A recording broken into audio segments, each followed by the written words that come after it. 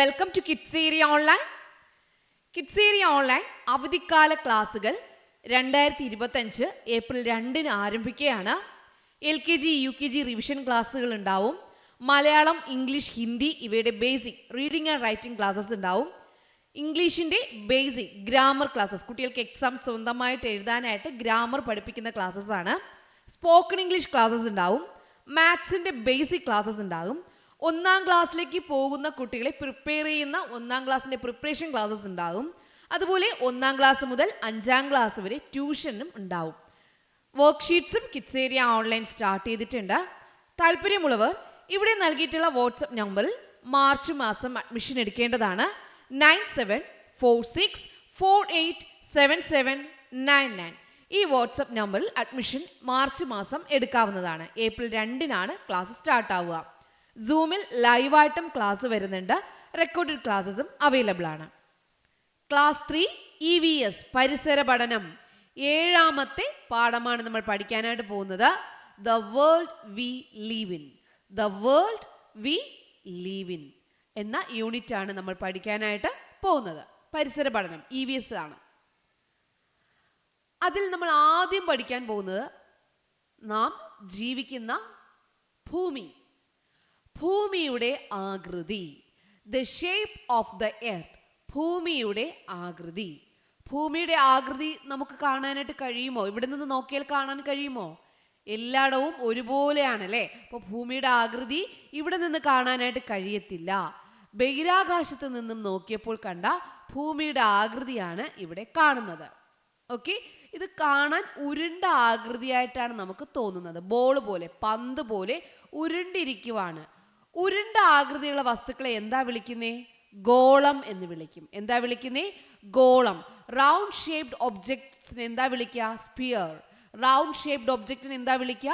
Sphere എന്നാണ് വിളിക്കുന്നത്. Okay, അപ്പോൾ ഇതിനെ ഗോളാകൃതി, സ്പിറിക്കൽ ഷേപ്പ് എന്ന് പറയുന്നുണ്ട് ഭൂമിയുടെ ആകൃതി.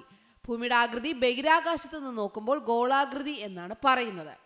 അത് കൂടുതൽ എക്സ്പ്ലെയിൻ ചെയ്തുകൊണ്ട് മറ്റൊരു സഞ്ചാരി വന്നിട്ടുണ്ടായിരുന്നു. ആരാണെന്നറിയാവോ?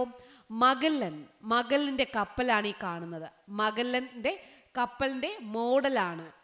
എന്താണെന്നറിയാവോ? ഈ മഗല്ലൻ എന്തുകൊണ്ടാണ് ഭൂമിക്ക് ഗോളാകൃതി എന്ന് പറഞ്ഞതെന്നറിയാവോ? മഗല്ലൻ ഒരു യാത്ര പോയി. എങ്ങനെയാണ് യാത്ര പോയതെന്നറിയാവോ?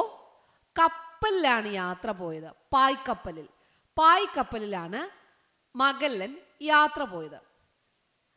ഫെർഡിനൻഡ് മഗല്ലൻ എന്നാണ് പേര്. ഫെർഡിനൻഡ് മഗല്ലൻ. അപ്പോൾ ഭൂമി ഗോളാകൃതിയാണ്, ഉരുണ്ടതാണ് എന്ന് തെളിയിച്ചിട്ടുള്ള ആദ്യത്തെ സഞ്ചാരി ആരാണ്? ഫെർഡിനൻഡ് മഗല്ലനാണ്. മഗല്ലനും കൂട്ടരും ഒരു പായ്ക്കപ്പലിൽ യാത്ര തുടങ്ങി. ഒരേ ദിശയിലാണ് അവർ സഞ്ചരിച്ചത്.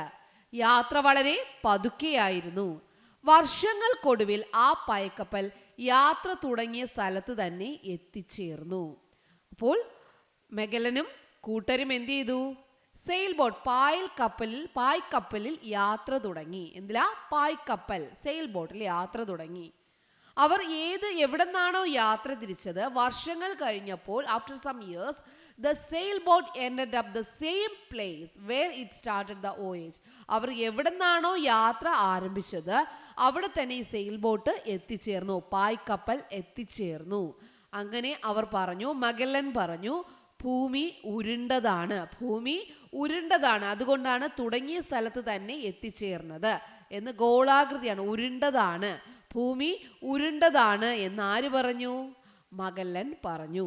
ഓക്കെ, അപ്പോൾ മഗല്ലനാണ് ഭൂമി ഉരുണ്ടതാണെന്ന് പറഞ്ഞ ആദ്യത്തെ ആൾ. ഫെർഡിനൻഡ് മഗല്ലനാണ് ഭൂമി ഉരുണ്ടതാണ് എന്ന് പറഞ്ഞ ആദ്യത്തെ ആൾ. ഓക്കെ, ഇതെന്താണെന്നറിയാവോ? കൂട്ടുകാരി, ഞാനാണ് ഗ്ലോബ്. എന്താ? Friends, I am globe. Friends, I am a globe. അപ്പോൾ ഇതെന്താണ്? ഗ്ലോബാണ്. ഈ ഗ്ലോബിന് നിങ്ങൾ ശ്രദ്ധിച്ചായിരുന്നോ? ഈ ഗ്ലോബിൽ കൂടുതൽ കാണുന്ന നിറം എന്താ? കൂടുതലും ഏത് നിറമാണ് കാണുന്നത്? ബ്ലൂ, നീല നിറമാണ് അല്ലേ? അപ്പം അത് എന്താണ് നമുക്കൊന്ന് പഠിച്ചാലോ? ഇത് ഗ്ലോബാണ്. ഭൂമിയെക്കുറിച്ച് പഠിക്കാൻ ഉപയോഗിക്കുന്നതാണ് ഗ്ലോബ്. ഗ്ലോബ് എന്തിനാണ്?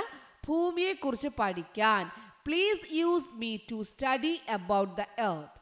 സ്റ്റഡി അബൌട്ട് ദ എർത്ത്, എർത്തിനെ കുറിച്ച്, ഭൂമിയെക്കുറിച്ച് സ്റ്റഡി ചെയ്യാൻ, പഠിക്കാൻ വേണ്ടിയുള്ളതാണ് ഗ്ലോബ്. ഓക്കെ, അപ്പൊ ഇത് ഗ്ലോബാണ്. ഭൂമിയെക്കുറിച്ച് പഠിക്കാനാണ് ഗ്ലോബ് ഉപയോഗിക്കുക. മനസ്സിലായോ? ഇനി നമുക്ക് നോക്കാം. ഈ ഗ്ലോബിൽ ടീച്ചറും കുട്ടികളും നിൽപ്പുണ്ട്. ഈ ഗ്ലോബിൽ കൂടുതൽ കാണുന്ന നിറം നീല നിറമാണ്, ബ്ലൂ കളറാണ്. ഈ ബ്ലൂ കളർ എന്ന് പറഞ്ഞാൽ എന്താണെന്ന് അറിയാവോ? ബ്ലൂ കളറിൽ നിങ്ങൾ എന്താ കണ്ടിട്ടുള്ളേ? കടൽ, സീ. എന്താണ്? ഈ ബ്ലൂ കളറിൽ കാണുന്നതെല്ലാം സീ ആണ്. എന്താണ്? സീ. ഇനി കളറായിട്ട് പല കളറിൽ കാണുന്നതാണ് ലാൻഡ്, കര.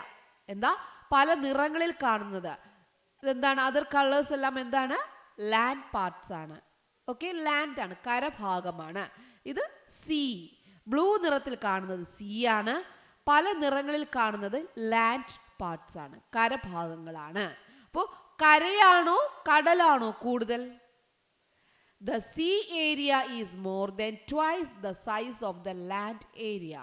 കരഭാഗത്തിന് ഇരട്ടിയിലധികം കടലുണ്ട്. കരയേക്കാൾ കരയുടെ ഇരട്ടിയിലധികം എന്തുണ്ട്? കടലുണ്ട്. അപ്പോൾ കരയാണോ കടലാണോ കൂടുതൽ? കടലാണ് കൂടുതൽ. നോക്കി, എല്ലായിടവും ബ്ലൂവിലെ കാണുന്നേ, കടലാണ് കൂടുതൽ. അപ്പോൾ ഇത് ഗ്ലോബാണ്. ഗ്ലോബ്, ഭൂമിയെക്കുറിച്ച് പഠിക്കാനാണ് ഗ്ലോബ് ഉള്ളത്. അപ്പോൾ കൂടുതലും എന്താ കാണുന്നേ? കടലാണ് കാണുന്നത്.